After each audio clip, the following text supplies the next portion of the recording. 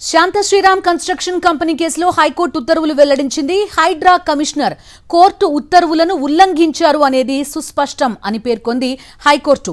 వివాదాస్పద ఆస్తిలోకి యంత్రాలు, మనుషులతో ప్రవేశించడం చట్టవిరుద్ధమని హైకోర్టు అభిప్రాయపడింది. రంగనాథ్ని వీలైనంత త్వరగా బదిలీ చేయాలని సీఎస్కు సూచించింది హైకోర్టు. ఈ మేరకు టాటా మోహన్ రావు కేసులో సుప్రీంకోర్టు ఉత్తర్వులను ఉదహరించింది హైకోర్టు.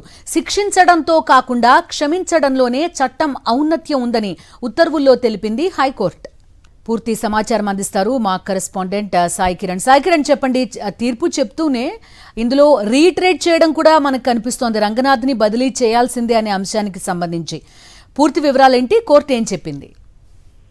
బిందు అయితే హైడ్రా వర్సెస్ శాంత శ్రీరామ్ కన్స్ట్రక్షన్ కేసు ఏదైతే ఉందో దీంట్లో రాష్ట్ర ప్రభుత్వము ఈ ఆర్డర్ కాపీ వచ్చిన తర్వాత నిర్ణయం తీసుకుంటామన్నది. ఎందుకంటే ఈ హైడ్రా కమిషనర్ రంగనాథ్ ను తొలగించాలి, వెంటనే ఆ ప్లేస్ లో వేరే అధికారిని నియమించాలని చెప్పి హైకోర్టు ఆర్డర్ ఇచ్చింది. సో ఇప్పుడు ఆర్డర్ కాపీ బయటకు వచ్చింది. ఈ ఆర్డర్ కాపీలో చాలా అంశాలు ఉన్నాయి. అందులో రంగనాథ్ ను తక్షణమే తొలగించాలి, అలాగే ఈ ఆల్రెడీ కోర్టు ఉత్తర్వులు ఉన్నటువంటి ల్యాండ్ లో యంత్రాలతో మనుషులతో ప్రవేశించకూడదని చెప్పినప్పటికీ కూడా హైడ్రా ప్రవేశించింది. సో దీంతో కోర్టు ఉత్తర్వులను పదే పదే ఉల్లంఘించిన కారణంగా, అలాగే కోర్టుకు హాజరు కమ్మన్నా కూడా కాలేదు.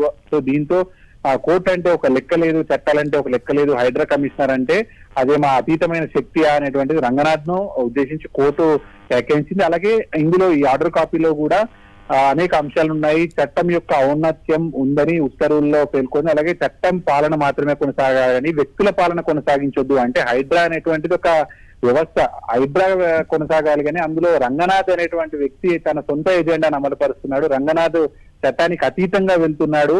కోర్టులు సూచించిన ఆర్డర్స్ ను కూడా ఫాలో అవ్వట్లేదు అనేటువంటి చాలా స్పష్టంగా ఉంది.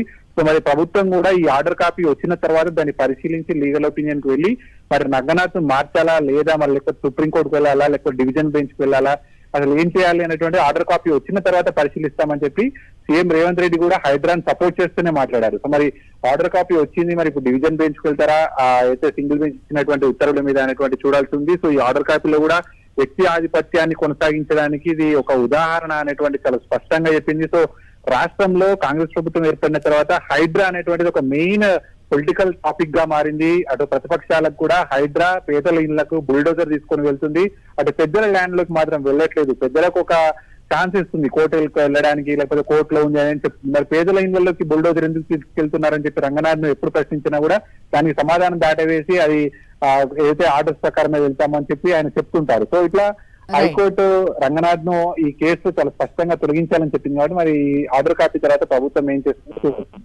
Okay Sai Kiran, thank you.